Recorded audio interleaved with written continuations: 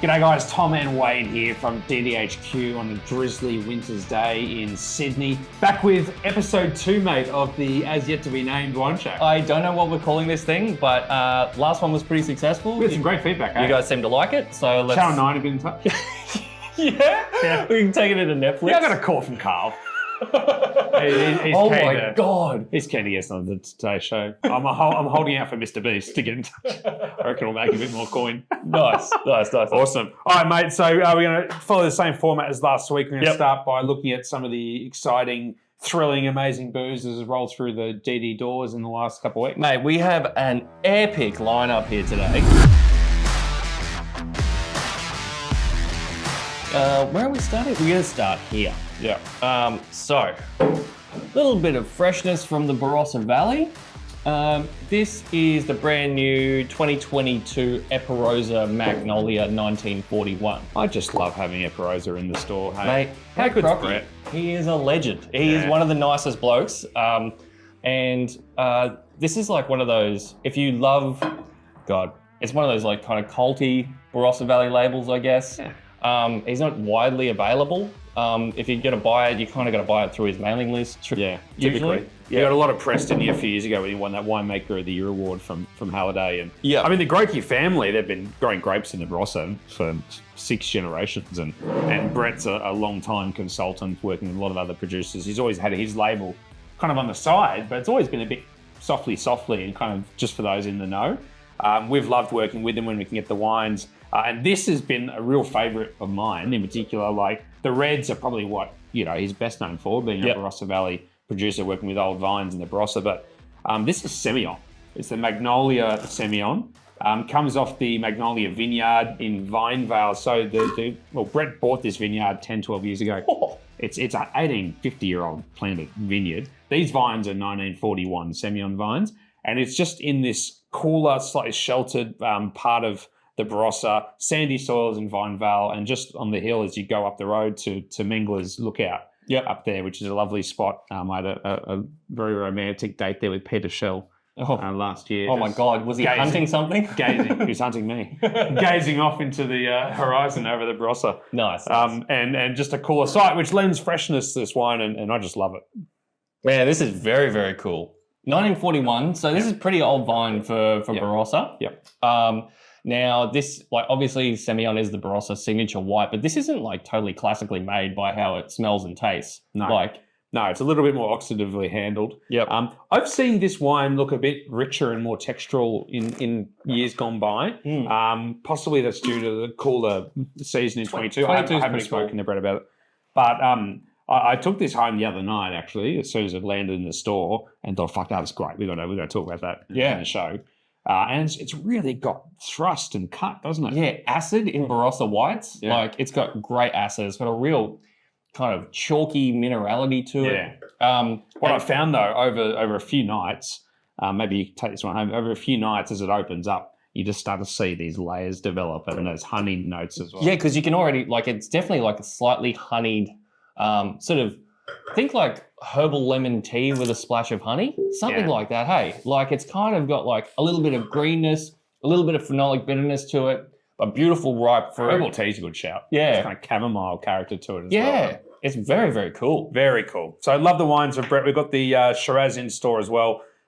It's just really complex, but also delivers such freshness and drinkability. Right. So we saw Brett a few weeks ago when he was in town and tasted all of his new reds. Oh, yeah, dude. So you think modern Barossa, picking a little bit earlier, think about freshness, levity, with detail. Amazing sites. Yeah. All organically farmed. Yeah.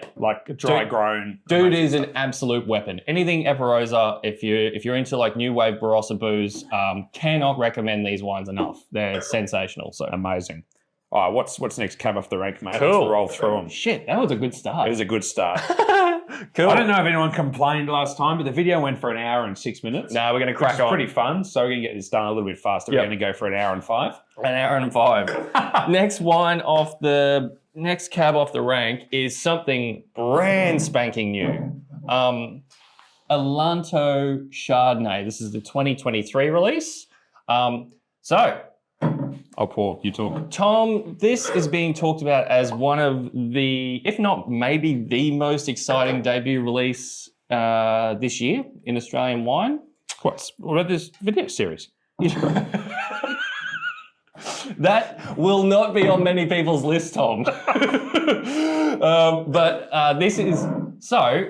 This has already been, I just saw today that this got nommed for Best New Winery in Halliday Companion.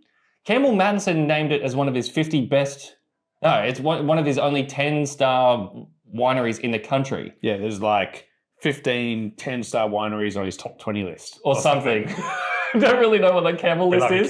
But Campbell's a keen watcher of the show too. So shout out to the legendary Campbell Madison. But anyway, so like it's only released 2 wines so far. Yeah. And the reason for it is because there is crazy pedigree behind this project. So Sandro Mosel. So Sandro, a winemaking legend in Australia, but specifically the Mornington Peninsula, the man behind the Kooyong and Port Phillip brands, who made some of Victoria's most highly acclaimed wines. And a lot of great winemakers have gone through Kooyong over the years and got their stripes. Tessa Brown comes to mind immediately, and plenty of others.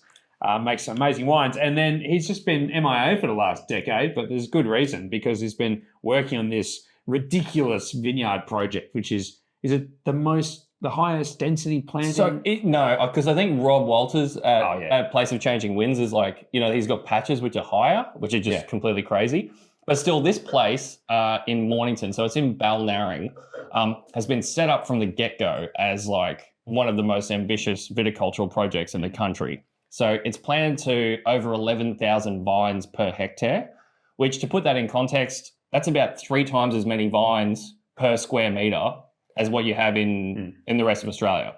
So it's really, really crazy, super close, densely planted, not dissimilar to what you get in Burgundy. And I mean, if you're not aware of what that does, you're just getting so much more intensity and concentration in the grapes, basically, because the vines are competing for resources. This is redonkulous. Yeah, how good is it? So usually when we tasted this when it was first released. Man, and it was still pretty wound up. 6 months ago, it might have been, hey. Yeah. So this, So there is no chance, I've seen a few people comment on this actually, that there is just no chance that you would actually pick this as a first crop wine.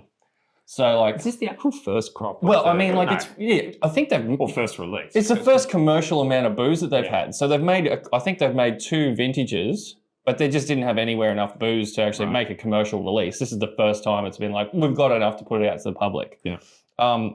It smells amazing. Yeah. Like I love flinty, sexy, reductive Chardonnay, and this has got that. It's a bit of a Ferrari, isn't it? Yeah. It's pretty shiny. Like, it's got all those good reductive characters in the nose. On the palate, it's just butterscotch and ripe stone fruit and power. Crazy. How's the fruit weight in it? Yeah. For like, so usually... And in a cool vintage like 23 as well. Mate, this is not going to be, I think it's $75, I think. 85. This is going to be on some very, very... 75 for you. Yeah, special price. 82.50. So this is going to be on some very serious wine lists very shortly, if not already, and at some very good independent retailers. But this will be a project to watch over the next sort of 10 to 20 years, which is going. And the Pinot that goes along with it too is spectacular. Pinot is awesome. But the Chardonnay, we're always going to drink Chardonnay, aren't we, over Pinot? Totally. God, mate, that is so good. Yeah, that's really cool. I haven't actually tasted that in a few months, and it's just coming together beautifully. That's definitely one for the collectors out there looking to get on a future superstar label early. Yeah. All right. Yeah, that's money. All right. All right, mate, what's next? All right, so we're going abroad? We are going to South Africa. Let's do it. We've got two wines. Don't we? Two wines here to taste, actually. So we actually just brought in a bunch of South African wines from our good mate Gary Barber. Shout out to Gary, another fan of the channel, mate. Is he? Yeah, I think so. He does not. He knows it exists. He knows. Okay. He's about to.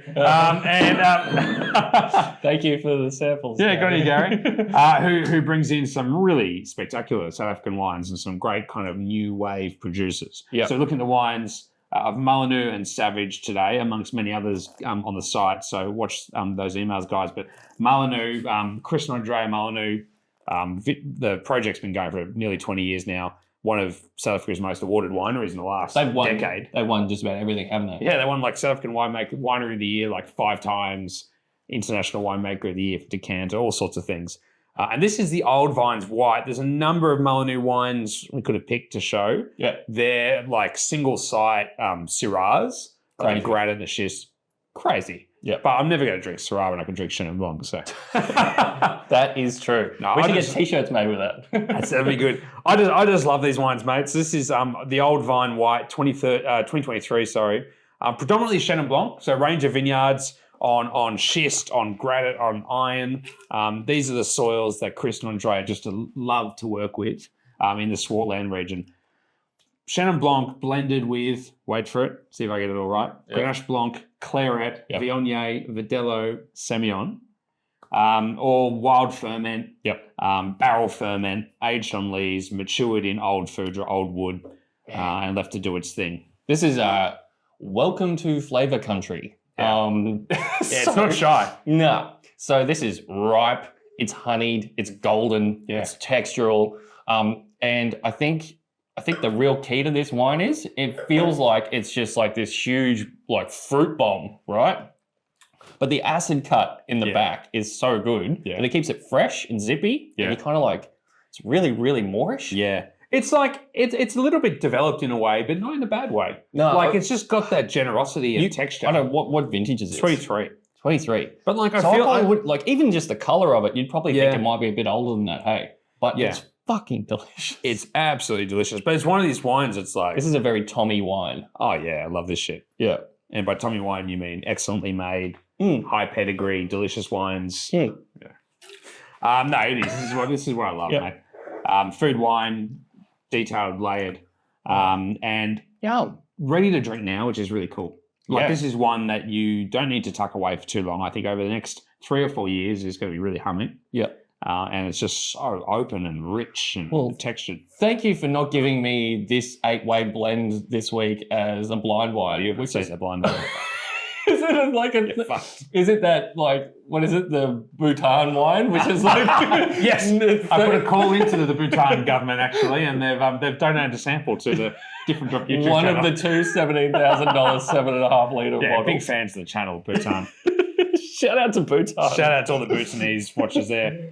Subtitles, you can click down below and get the Bhutanese translation. We don't really make anything like this in Australia. It's so cool. Yeah. Like the flavour profile, it's sort of like crunchy nut cornflake is sort of a thing that comes to mind. Sure. Like honey nut cornflakes with like good shout. Yeah, something like that. But beautiful, pristine, bright fruit. I absolutely adore that. I just love South African Chenin Blanc, where it's kind of, you see hallmarks of Australian Chenin, just the fruit power. You see hallmarks of Loire in some of the textures, and you feel this almost sweetness and also the cut of acid through it. Yeah. But it's its own thing, and it's just so cool. Do you think that has some botrytis in it? I feel like it might. It does, hey? That's that kind of golden fruit. Yeah, it works. But it's not like botrytis funk. It's just like the sweetness to it. Yeah. But it feels like it's a dry wine. Well, it's got some Verdelho blended in. It could also just be the Verdelho, Viognier components. Yeah. Very cool. All right, and moving across now to Savage. So another Savage, actually, Duncan Savage. Another of our favourite South African producers.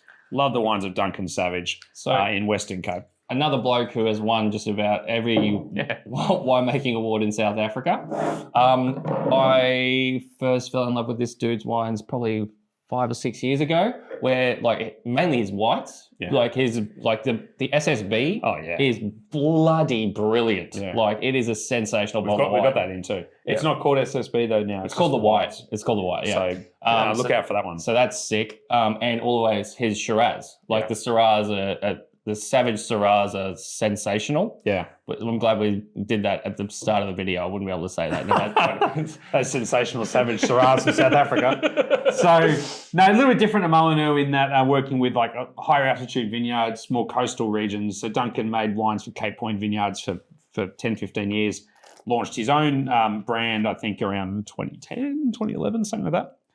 And same sort of hands-off approach though, and loves granite. So same as Andrea Molyneux there, like a real focus on those granitic soils. Fascinating wine. So Cinsault. Yeah, so this is 100% Cinsault. So this is 42-year-old bush vine Cinsault grown like right on the coast, right? I think so, Yeah, pretty cool, pretty close to the coast anyway.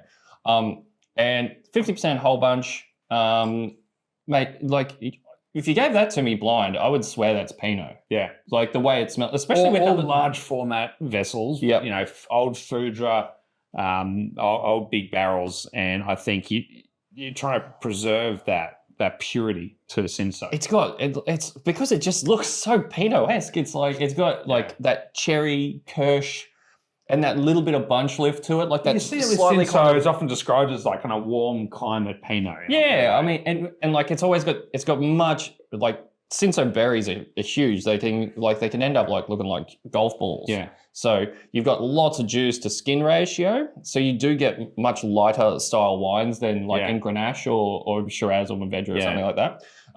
So it does produce these lighter on their feet wines. But with depth, right? Yeah. And that's what you see with these top examples of Cinsault from South Africa.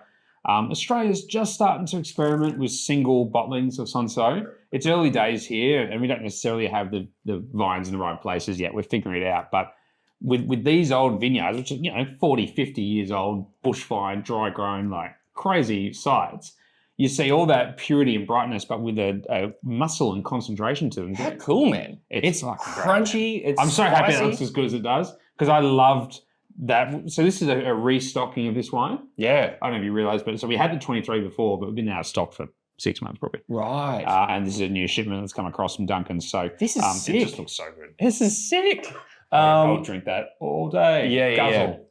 Very, very cool. That's like talking about blind options wines. Like that's a cracker because I've actually doubled up and used that again. Watch me pick it as like Australian Pinot in the blind lineup later. 2 great wines, and guys, really check out the South African collection on the site now. We've got more wines from Donovan Rawle, Sons of Sion. There's Wolf and Woman. Love those wines. Restock of the Pinotage and the Shannon? No, Shannon's gone. Shannon's gone. But Grenache Blanc. Yep. Looks really good. We've got Cool. the sizzling South African Shannon pack of 6 great Shannon Blancs. So, yeah, lots of great stuff from South Africa. So, watch this space. So, how good South African booze? Great. So good. All right. Couple of icons to finish today's tasting. Starting with... A couple of icons reviewing a couple of icons. Starting with the Master of Morgon. This is the 2023 Jean Foillard Côte du Py. So, is this the world's most... Is this the most famous Beaujolais out there? Probably, In terms of like most loved cult following kind of thing, maybe. I mean, you could probably like look at Google data and find some bigger brands. Probably. But Jean Foillard, one of the OGs of modern Beaujolais. The wines come and go every year, and seemingly just keep getting better and better. So Morgon, the master of Morgon, for me, always been one of those Morgons that you just have to try. You have to buy a taste bottle it or each two year. every year, right? Yeah, for sure. I haven't tasted this year's vintage, so really excited. First Foillard of the year. And it's exactly as purported, which is these 23s are just going to be like a return to a much sort of fresher, more snappy style of Beaujolais. Because there's been a couple of thumper years, like up there, we tasted that 22. Oh, yeah. The 22 Côte du Py, like, I don't know, maybe 6 months ago or something. And I don't know, there's certain vintages where Beaujolais, you end up looking at it and going, is that Gamay or is that Syrah? Or like, they kind of get like quite like dark and broody and meaty and spicy. This is much more of a return to like fresh, lifted, blue fruited, violet, like floral tones. And there's a real elegance and prettiness and purity about this Beautiful. wine. Like sometimes in the Foillard wines, there can be a bit of bottle variation. They can look a little stinky some years, but there's no sign of that there. Because there is that thing of like, because it's one of the world's most sort of preeminent natural winemakers, right? So sometimes, yes, in certain vintages, by the time they get here, there's a bit of funk. Is it Brett? Is it more of like a terroir-driven thing, like where it's sort of a real thing that is derived from place?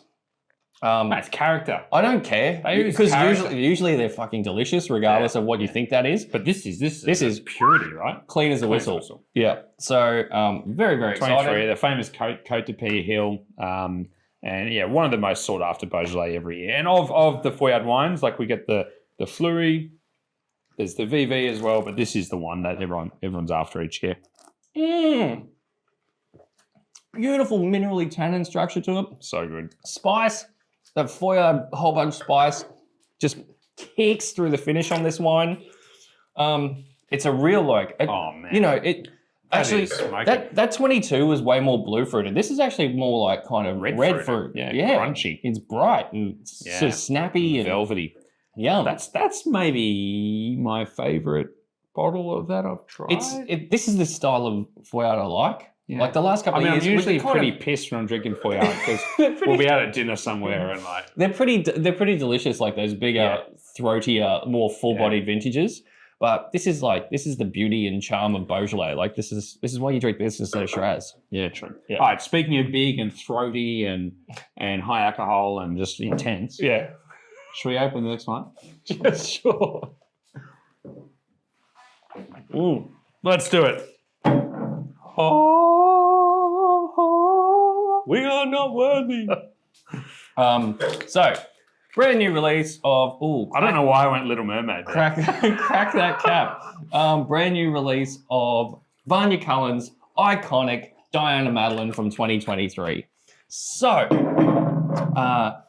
we don't have to get into the weeds on like the history of this wine. Everyone knows about Diana Madeline, right? No, it's just a brilliant release again. Yep. Just another great vintage in Margaret River. Yeah, well, more challenging. Yeah, sensational for whites. Like the 23 Chardonnays in Margs are absolutely killer, but not necessarily the easiest vintage for reds. But when you've got fruit and vineyards like what Vanya does, or obviously organic, biodynamically farmed, such control over every berry.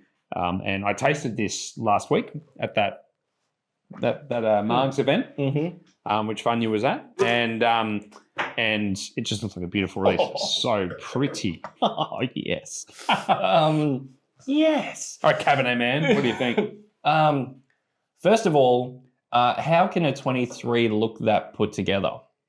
Like you can't see any. It's like a perfectly polished table. There's no like sharp edges on it at all. Yeah. It's crazy. Like tannin, the fruit, the oak, it's all like beautifully dialed in, like right from day one, which is like wines like this would have been almost unimaginable a decade ago. Yeah. For iconic Australian wines. Yeah. Like you smell this and it's just so like restrained and alluring. It's not this big whack of like mint and cassis and oak. No. It's so subtle and pretty. Leafy Cabernet, bring it on. Minty Cabernet, not that much of a fan. Yeah. This is just sexy, velvety, medium-bodied, like no more than medium bodied. Yeah. And really importantly, like I don't know what the booze is on this. It's like 13.5. Yeah. But it carries it like in a really cool, even flow. So the crazy thing about this wine is because when I was in Margaret River, I didn't get to Cullen like a couple of years ago when I was there. But when you drive past it, have you been there? Yes. Yeah. It's pretty nuts, isn't it? Because you're driving through Williamsburg and then there's all these vineyards which are like beautifully manicured and, you know, it all looks great. And you're like, oh, beautiful vineyard, beautiful vineyard, beautiful vineyard. And you're like, what's that place? And you look at it and Cullen is just like this crazy like Garden of Eden where there's just flowers and bees and shit like going everywhere. And from all that chaos and like all that biodiversity, you just get this impeccably crafted, like really meticulous wine. It's so good. It's so cool. It's so cool, man. Every wine cool. And just it's that elegance. I think Margaret River makes great wines all over, but this is just so like detailed and subtle, isn't it? God damn, I love that wine. Personally, I will be buying some of that. That's a really belting vintage of the structure is unreal. The tannins are delicious. Yeah. You don't often say the tannins are delicious. No, but they're moreish, aren't they? Just chewing on it and just carry the fruit so well. Yeah. The length, the way it peacocks, it's so great. Great release in store now. Although not too much left. We'll have to see. Yeah, we've sold most of the initial allocation. I think it's probably There might be more. There might be a little bit more. Who cares? Go and buy it. If you like Cabernet at all, if we're sold out, go and find it somewhere else. And if you want an absolute drop-dead bargain, buy the little Cab Merlot, which is about $40 retail, 45, 42, something like that. And that is like a baby version of that and so drinkable and delicious. But this is a must. Yep. Absolute benchmark. All right. Beauty. Now, let's get into this week's feature wine thing. Should I do a weird video effect? Oh, yeah. Yeah, okay. All right, cool. That's really dumb. All right. We're going to taste more wine. Yeah, we've...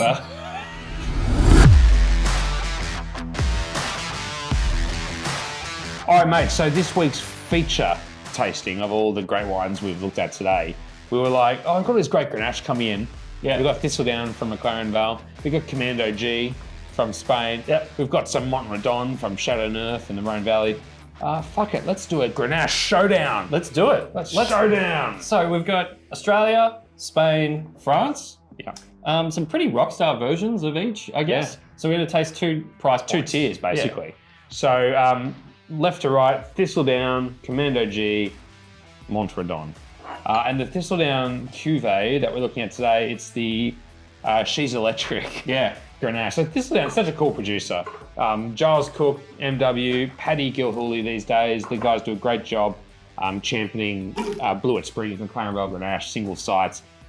This vineyard has a particularly cool story. So it's just on the kind of northwestern kind of ridge of McLaren Vale, like overlooking the Onkaparinga Gorge there.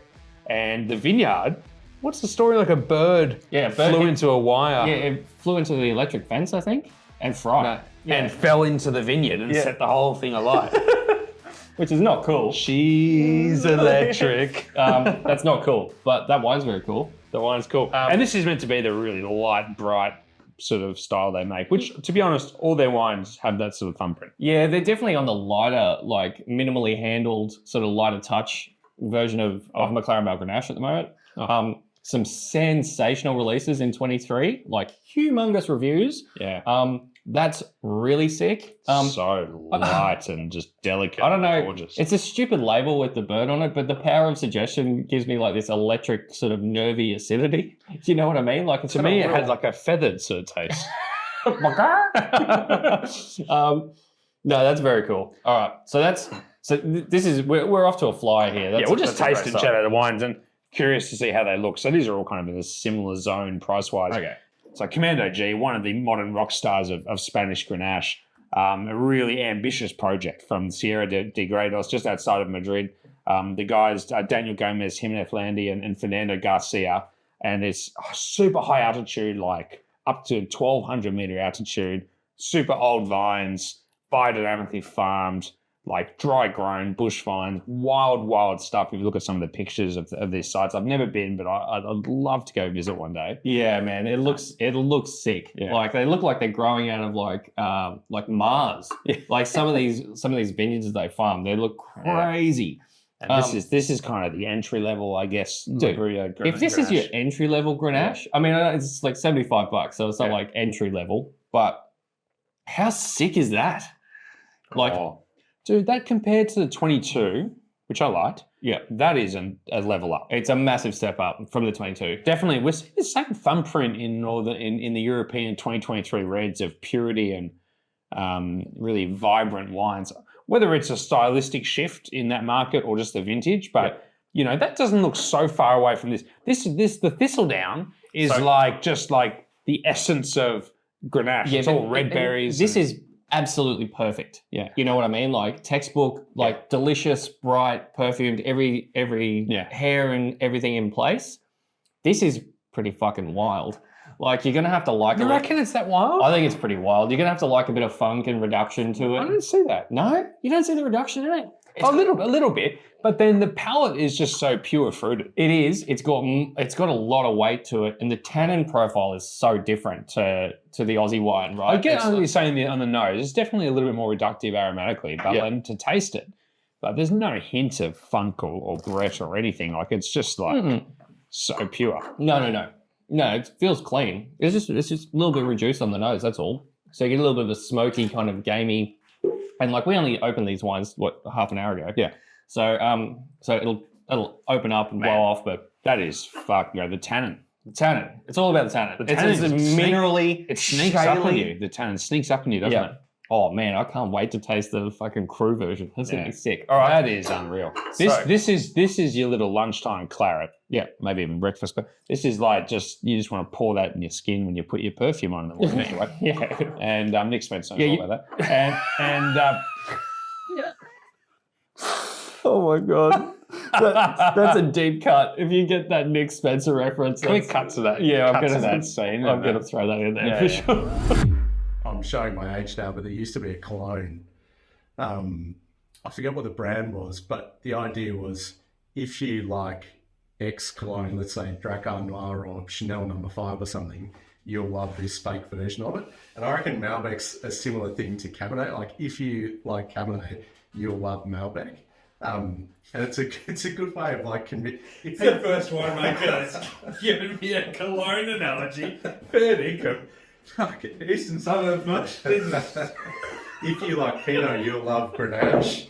But it's a good for people that don't know anything about Malbec. It's kind of like if I was to describe Malbec, you'll be using that analogy. Yeah. But it's good because it's red fruited, purple colour, similar to Cabernet, but doesn't have the brute of Cabernet.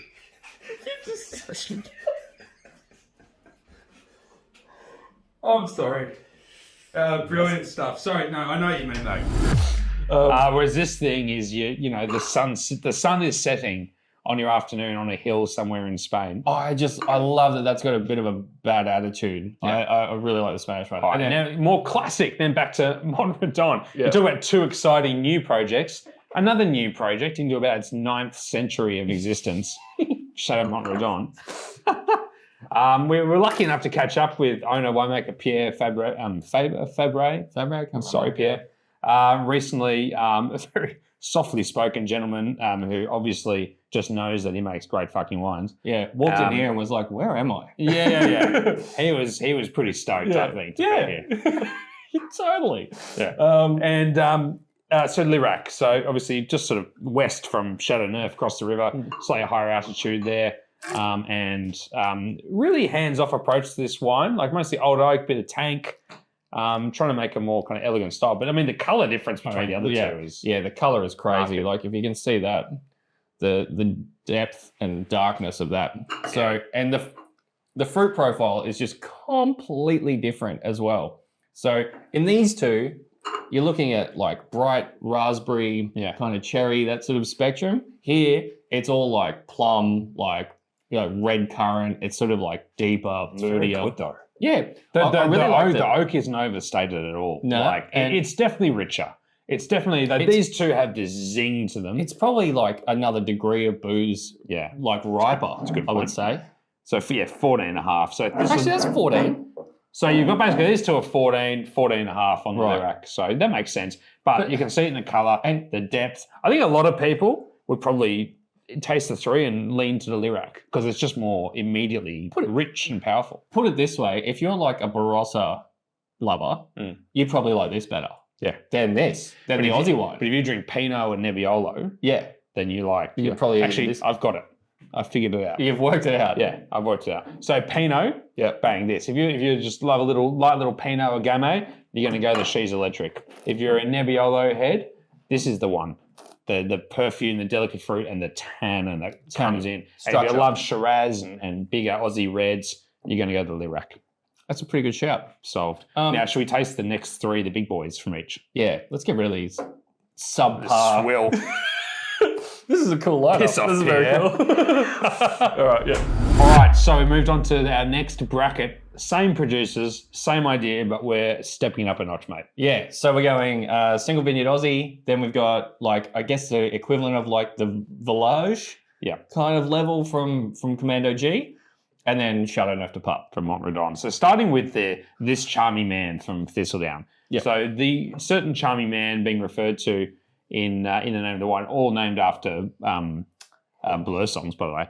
The legendary Bernie Smart, amazing viticulturist in McLaren Vale, who for decades kept McLaren Vale Grenache doing its thing. Sadly passed away a couple of years ago into his 90s. Yep. And he planted Yangara High Sands. He planted lots of other vineyards. Yeah. And then he planted the Smart Vineyard, which is up in the hills of Clarendon. Yep. And it's now a 100-year-old site. Just amazing. Man, fuck, that's good. Oh, dude. I'm almost frightened to taste it. I love the wines off this vineyard so much. All of Steve Pannell's wines, I reckon, like, of all those McLaren Vale Grenache sites, this has the clearest thumbprint for me, I think, because it's Clarendon, because it's a bit higher. It always has orange peel, Negroni, kind of like, you just can't get away from it, hey? Like, all of Pannell's wines look like that as well. Like, they're the exact same thing. Pannell's wines, though, Steve likes a little bit more tannin, I reckon, in his, and probably Yangara too. This has a fineness to it. It's like, it's compact. It's like the tannin is like, like a pumice stone. Like, it feels like that. Do you know what a pumice stone is? No. No? It's a pumice stone. Pumice stone. What's a pumice? Oh, it's really gross, but I think my grandma used to like shave her feet with it. But but it's like this really, it's like a really easily corroded stone, and it's like super fine and really silty. And you can like, if you've got really gross feet, you can like shave parts off your feet with it. That's a really gross story. Good time. We can have one here in the office. Shout out. Yep. Shout out to Grandma. Shout out to Brett with the grossest feet. No.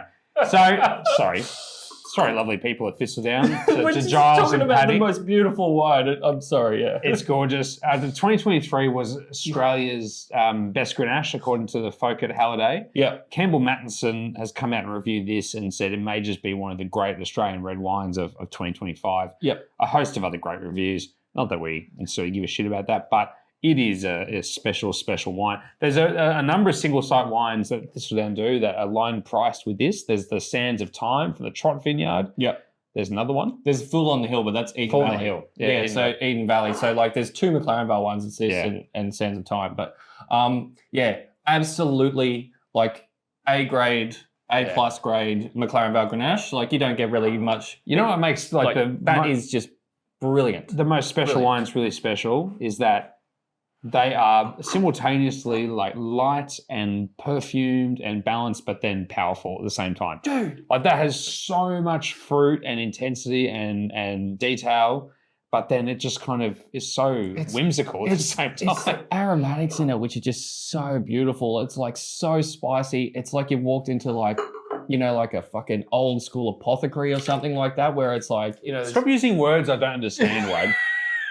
What's an apothecary? Apothecary is like an old school, like think like Shakespearean days.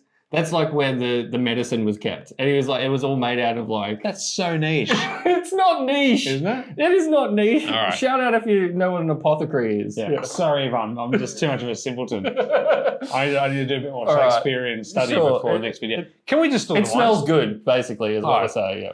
I'm heading back to Spain. Yep. So the Commando G, Villanueva. So this is the next tier up from La Bruya. It's not single site. It's from a number of sites in the Villanueva de Villa sort of region of the Gredos Mountains, about 1,000-meter altitude. And typically a bit more silt in these soils, and typically compared to the Rosas and the other village level crews, a little bit more on the perfume finesse side, which I love. Yeah, so like you see an immediate step up in body weight, like just plushness on the palate in this wine. It's still got that, like this is a bit more open. It's not quite as reductive or savory as the La Bruya. But how cool is it? Yeah, it's pretty sexy, isn't it? It's very like kind of smoky, dark, and like has the minerality and a real pepper note, like a black pepper sort of note, like really kicks through the finish on it. Those granitic soils, I should say. So, not too dissimilar in shape to the Charming Man from Thistledown. There's a thumbprint of purity in both these wines, but it feels like, it's easier to kind of contextualize like this, I think. That feels like it's compact in, like everything's like, super dialed in. This feels like a little bit more open and sort of pillowy, but it's got this really cool bedrock of like crushed rock tannin to it. Very, very cool. But yeah, it definitely feels like the fruit's a little bit more open weaved. But for me, what I love about this is the term minerality is contentious, but you know it when you taste it, and just this kind of rockiness that runs through the wine, and the fruit kind of sits around it. And that's different. But you don't see that kind of minerality so much in McLaren Vale Grenache. The sandy soils, it's a bit more fine, and it's all about the red fruit. This thing has this kind of rockiness to it. I love That's outstanding. That's really, really good. How good's Bushvine Grenache, bro? Like, that is... The tannin, it's very, very sick wine. Very sick wine. We'll finish with the big boy. Yep. Châteauneuf-du-Pape from Chateau Mont-Redon. We're on the... Is it 22? Yeah. I think so. 22 vintage. This is probably going to be a powerhouse compared to the first. You know what's hilarious? So when we looked at the last lineup, it was like 14%, 14%, 14.5.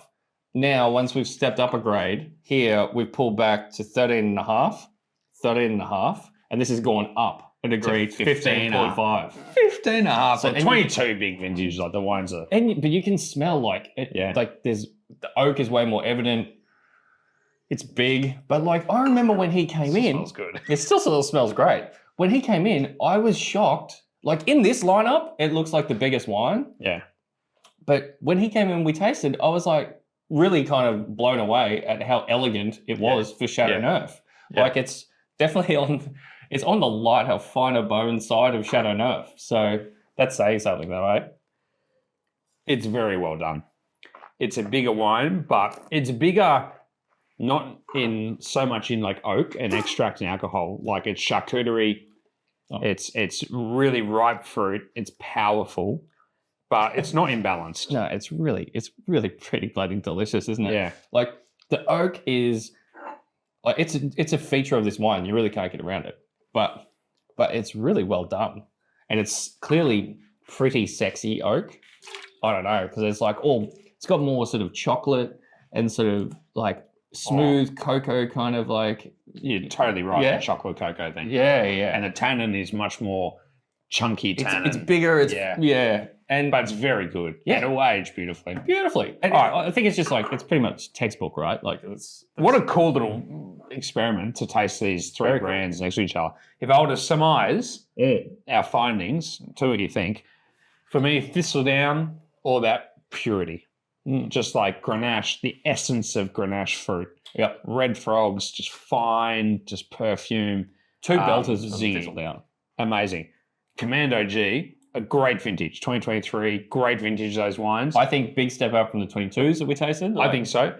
And I'd say they have a fair bit of the purity thumbprint of Thistledown, maybe not quite to the same extreme, but a bit of wildness. Yeah. There's a bloodiness, there's a rockiness in those wines. Ferrousness is like a little bit more loose-knit. Yeah. But in balance. And like, it's just a little bit more sex and rock and roll. Like that's kind of like what you're getting. This is at. like precision. Yeah. Right? Like this has got like a fucking really sweet, like neat fade. Whereas this is probably like kind of, I don't know, rock and roll hairdo. And then what's Pierre got going on? So I don't know, it's just perfect comb. Yeah. Like it's just but just they're bigger wines. Yeah, so this is more wines. classic, more traditional Grenache, power, inky, big tannin, built for the cellar. Yeah. Lots of flavour. Delicious. Not unbalanced at all. No. Like they're well made, but for me, if I'm going, what am I taking home to drink? I'm looking, it's a real coin flip between Commando G and Thistledown there. Yeah. And maybe like Commando G just for that wild kind of edge, that interest. Yeah. But they're so good. But they like Thistledown has absolutely slotted that wine. Yeah. Hey, like that's as good as Australian Grenache gets. Like they get different from here. Like, but that's like kind of the benchmark sort of 100% quality level. This isn't even their best wine. So no. So like, you know, so maybe I don't know. Maybe we'll do another tasting. One day we'll just do all the crew versions. Ball out. Yeah. How good that be? Anyway, how good's Grenache? But yeah, why would you drink anything else? Around about $100 for these. Yeah. And around about 50 to 60, 75 for the previous set. Correct. So Fuck, that was fun, mate. That Very was great. cool. We're getting blind. Yeah. We've got a blind wine each we've chosen for each other. Last week, we did okay. Oh, Yeah. actually, I was really close. You went really close. And I gave you a fucking you gave me the worst wine in the world to try and pick blind. Yes, that's correct. like a multi-regional, multi-vintage blend that doesn't look like where it came from. And a blend of grapes that are never blended together. It was So you struggled, to be fair. No, you did pretty well. So I've gone a bit easier on you this week, mate. Thank God. We've added a bit of a twist this week. It dragged on a bit last week. It did. 1 minute to decipher Yeah, we're just what going to this try wine and is. knock this out of the park. We got 1 minute to try and pick. Like, And then obviously, 10 minutes to discuss. Yeah, obviously I can see what's in this glass, but yeah. Yep. Are you ready, Wade, to I am. taste and tell me what this one is? Your time starts now. Oh God. It doesn't smell like anything, Tom.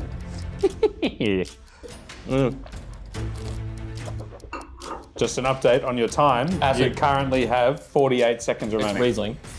It's got to be Riesling. I don't know where it's from though. Feels Australian. It's quite chalky. Is there a little bit of RS in it? Not really. 30 seconds. Acid is really crazy. It's definitely Riesling. Okay, what could it be? It doesn't feel like Clare Valley. It doesn't feel like Great Southern. I'm gonna say it's Tassie. No, I'm gonna say it's Eden Valley. 10 seconds. I reckon, just for a swing, I'm gonna say it's Vickery, Eden Valley Riesling, $20. Wow. All right. With 3 seconds to spare. Yep. Nicely done. And time. Yeah, cool. All right, mate. Good work. Should I reveal the wine? Please. It is a Riesling. It is. I can It had to be a confirm. Riesling. It is It's O'Leary's. O'Leary, Nick O'Leary, White Rocks. White Rocks. White Rocks Riesling. I didn't even think Canberra. Why didn't I think Canberra? I know, it's pretty obvious to Canberra too. It's very. No, I thought you were going to get it because that doesn't look like Claire. No. It doesn't Doesn't look like really Great Southern. Eden. No. It doesn't have the lemon lime thing. It No. doesn't. It's got that kind of austerity that you see from Canberra Riesling. I cooked that. I could have got that. Belting Riesling. So off the I think it's called the Westering Vineyard, just almost at Lake George. You know when you're driving down to Canberra, Yep. and you get to Lake George, just on the right hand side there's where the Lake George winery is. There's a vineyard just there. Yeah. And that's where this comes from. And I mean, cool fermented stainless steel, bit of time and lees. Yep. Which it needs to round out that acid. But I've always loved this one. I had a quick look. This has got 96 points or more from the Halliday people for 9 years running or something. Like such pedigree to this wine. It's so good. So good. It's got such depth of flavour. Yeah. And then that talky minerality thing. Yeah. That should have said Canberra. I agree with you on that depth of flavour. I feel like this has a bit more richness than some of Because the other Canberra. it's not RS, but it's like fruit flavour. Yeah. Like it's ripe. Yeah. Wicked. Good job. All right, mate. Good. Look, you did very well under immense time pressure. You were straight on the Riesling. Yeah. You were definitely on the right track, and then you just went a little bit Yeah. sideways a few 100 kilometres, but not too bad. What could have been? All right. Well done. All right, what have you got for me? All right. Close your eyes. All right, eyes closed. All right. Okay, so I'd just like to remind you I had dental surgery yesterday. You did. So that's my excuse. He's already putting the excuses out there. He's Absolutely. not confident at all. No, I'm very confident, but I just want it to be known when I defeat you that I did it with Right. 3 extra teeth. All right. I got country and I got variety. So Yeah, let's see okay. how you go. All right, you ready? 3, 2, 1. Let's go swell it for a bit. Yeah. I just want to give it some air. Not a bad shout, actually. Well, if I go too early, it's... Ooh, okay, I'm straight away into... I'm into Rhone variety land. I'm into Grenache land. It smells fantastic.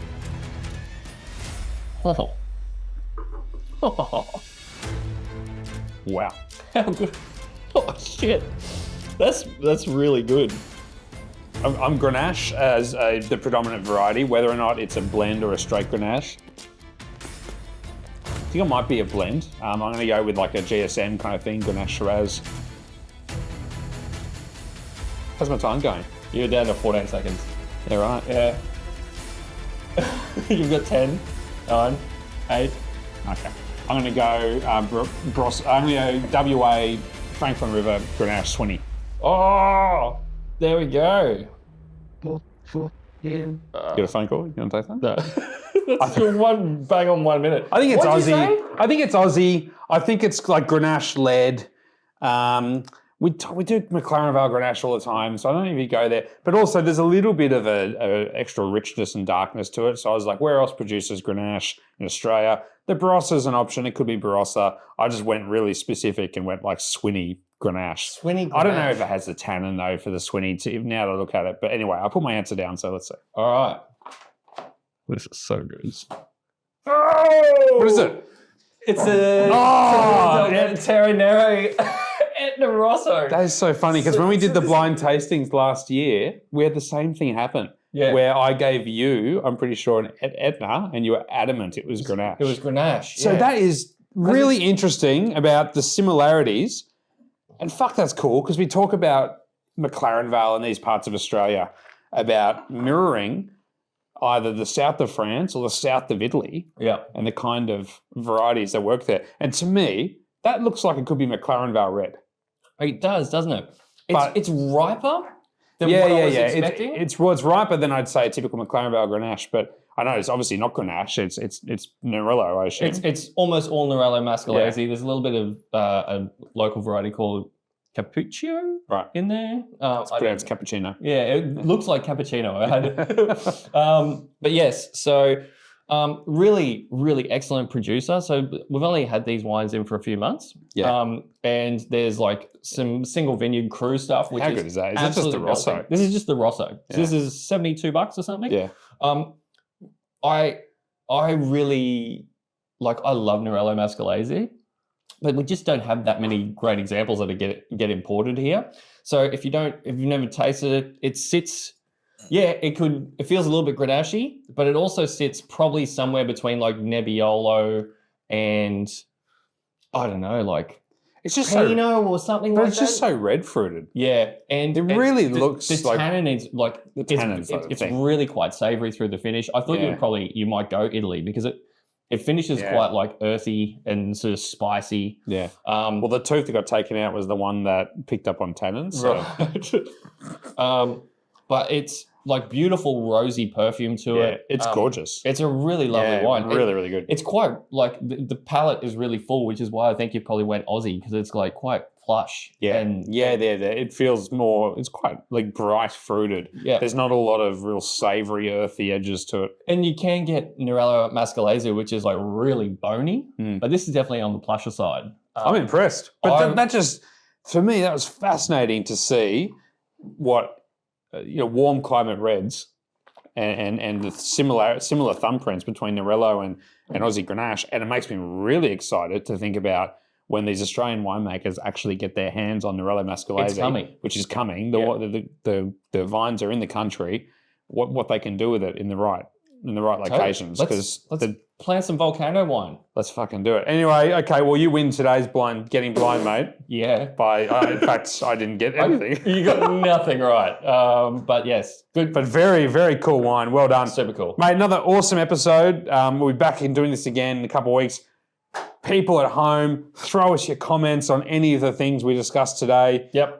We'd love any ideas you have for the show, things you'd like us to taste, a name for the show. We've got a few ideas. We might be able to pin something down the next couple of weeks. I did want to say one thing. We've been looking at these wines over a few days now. Yeah. Since you've been away.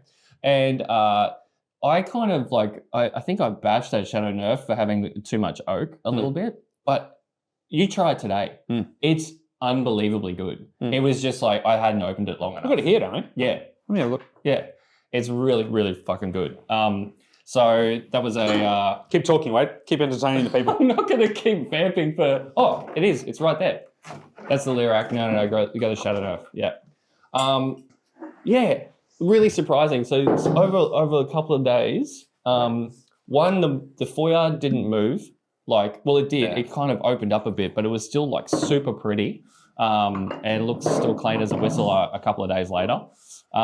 Then what else looked really good? Oh, that Elanto Chardonnay is singing. Yeah. I mean, we often try to open the wines up the day before we film. Yeah. any excuse to try the wines for an extra day. And it's always a trade-off, isn't it? Because it's like, it's fun to open them on camera and have our very first reaction to the wines without knowing them. But at the same time, we know they're going to look so much better for a day in the glass. So I don't know. Do you guys have any, do you want to see us just open and taste and get that immediate reaction? Or do you want to see the wines at their very best, a day or two after they've been opened? Because I opened this, I tasted this last night just briefly, and I was like, wow, the red fruit has really come out in it. The oak has really settled down. Yeah. I think it's pretty good, isn't it? Yeah. It has a depth. Rolls Royce. Mm. Yeah, I agree with you. It looked like a bit wobblier the other day. It was kind of like arms and legs. Hey? Yeah. It was like too young, hadn't been open for long enough. But the tannin, the oak and the fruit, like they're really sort of meshing well together now. Like that's just going to be a beautiful wine in the cellar. I thought I was probably a bit harsh on it, so I wanted to shout it out. Fair. Awesome. All right, well, thank you to everyone who's watching. And we will do this again, mate, as soon as we bloody can. Yeah. Good fun. Nice. Cheers.